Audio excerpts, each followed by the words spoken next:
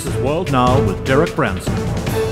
We begin with the blowout in the North Sea that now threatens to create an environmental catastrophe along the west coast of Denmark.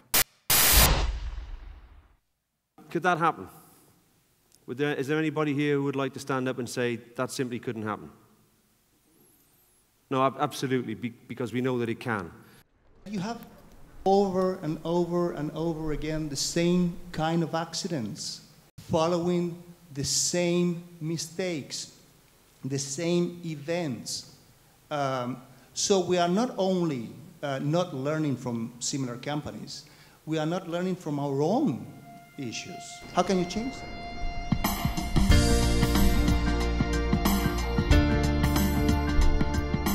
It would be good to move beyond thinking that good safety is about having good systems that count and tabulate and show you all kinds of statistics. Good safety is ultimately about good people work.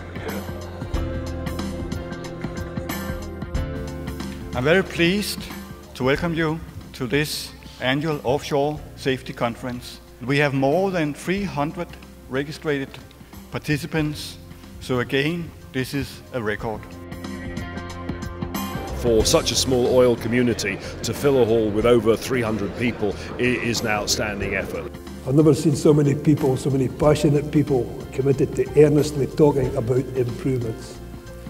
Thank you very much for your attention. Like Jim, I'm not a native English speaker, so I'll do my best.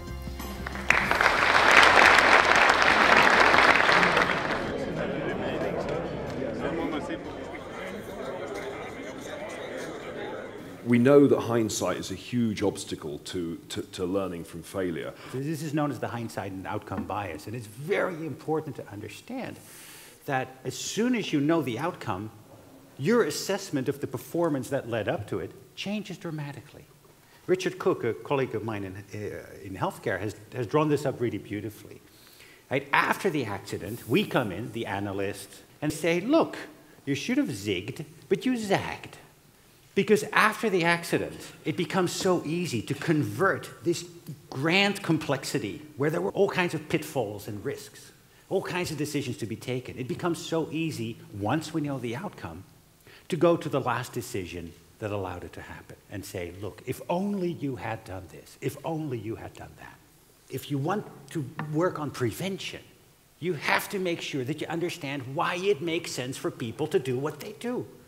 People come to work to do a good job. If that's true, and what they do leads to trouble, then you really have to understand why it made sense for them to do what they did. Don't ask people, how could you have avoided this? Because after the outcome, they know that too. Why did it make sense for you to do what you did? That's the question to ask. Because if it makes sense for them, it will make sense for the next person. When I analyzed Macondo, one of the things that struck me is at the end of a well, so when you're finally packing up, 90% of your time is spent on the next well. You're preparing for the next well. You're trying to figure out, you offload mud, you offload equipment, the rig has to move. So I don't think the people were dumb. I think they just had lost the sense of vulnerability. They weren't focused on that operation anymore. They were focused on the safety meeting that they were having, and they were focused on the next well, rather than the well that they were completing. And the beach has a role to play there and say, let's stay focused on what we're doing today first. Yeah, so not only is it distraction, but the blunt end is applying pressure to the sharp end as well. Yeah. Yes. Yeah. Some of the reading I've done suggests a devil's advocate. Yeah. You know this problem's going to come up, so what you do is you put a monitor evaluator, devil's advocate in to make sure that doesn't cause any problems. Ask all the questions you don't want to hear. Absolutely. Yeah. The Macondo incident was not a well-controlled incident. It was a lot more than just well-controlled. There was a lot of things going into the Macondo incident that we needed to understand a lot better. We very much like to set new training standards in order to enhance the safety of the whole industry. We should educate people for competences, not certificates. We changed people from being drilling supervisors or other type of supervisors to be company representatives. Everybody has to do this training. What do I need to learn? How have I changed at the end of this program? And that's an agreement I make with my boss. It has been some quite interesting speakers, some relevant perspectives on safety? I think it's very important. People get more ideas what other companies are doing. They learn from each other, I think. Learn things what not to do and maybe things what to do extra.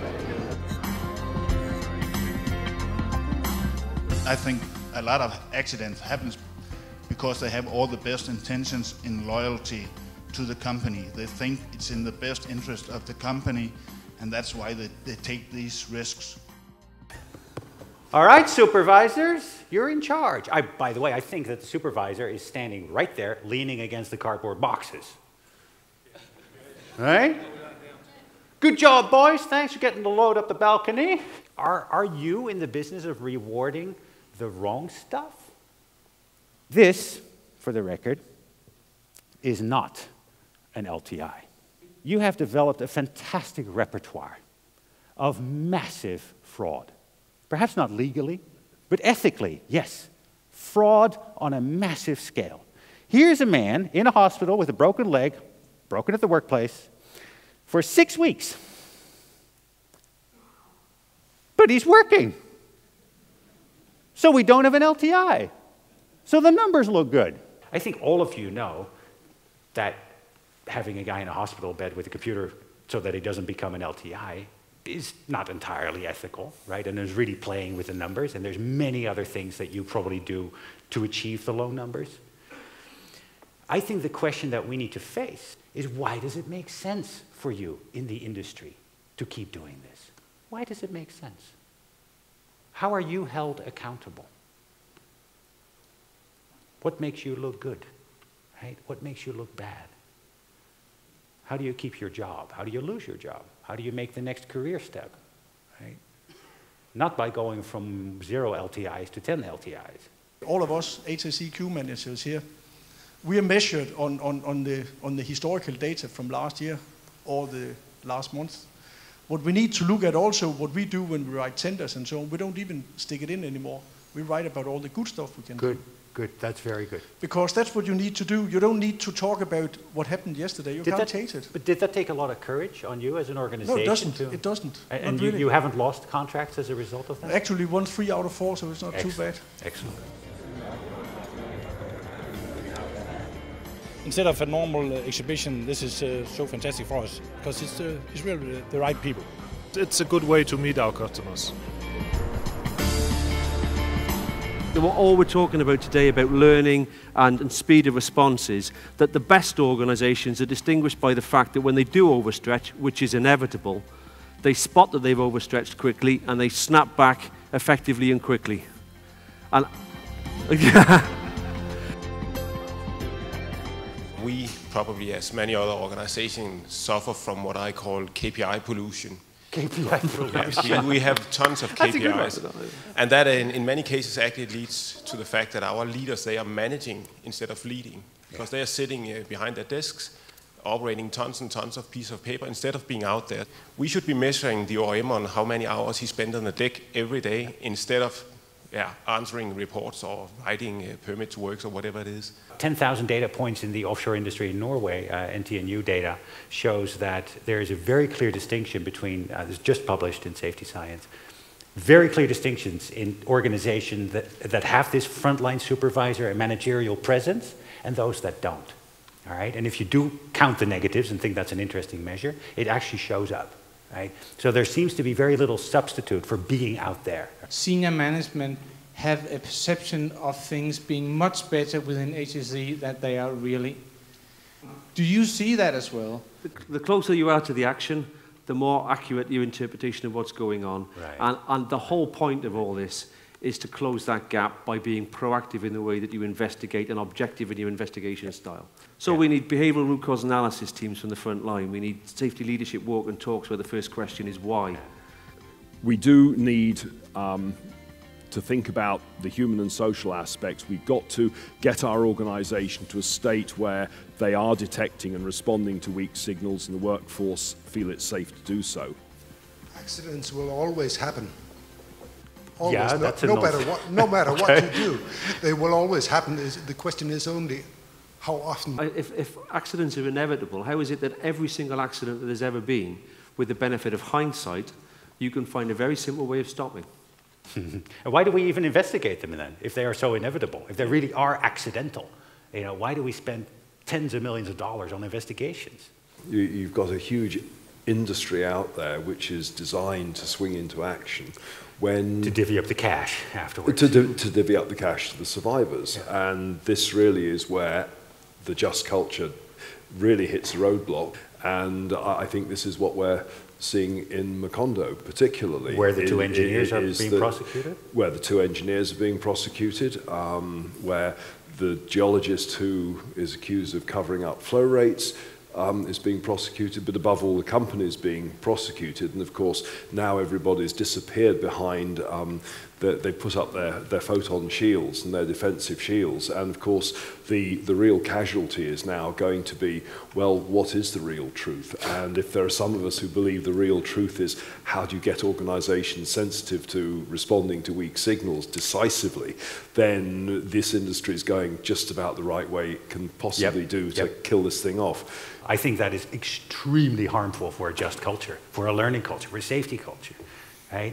It shuts, if I were an engineer and I see my colleagues being prosecuted, man, I'm not going to tell bad news to my boss. What a great discussion, how necessary it is to have this discussion as an industry, and how much courage is necessary for people to say, yeah, the sorts of things that we're doing may not actually be giving us the results we want. We really need to radically rethink some of these things about safety. So my impressions are good. And the winner is Kim Bayer from Blue Water Shipping.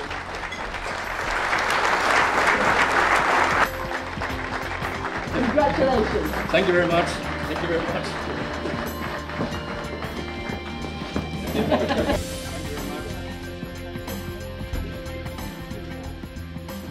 This has been done for 7 years now, and it's growing every year.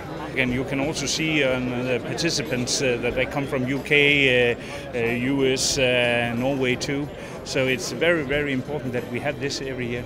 I think it's amazing. I was told that when you come to a conference like this, you're getting 15% no shows. Well, there was over 300 registered and there were only 22 tickets left. So clearly, the Danes are doing something right here.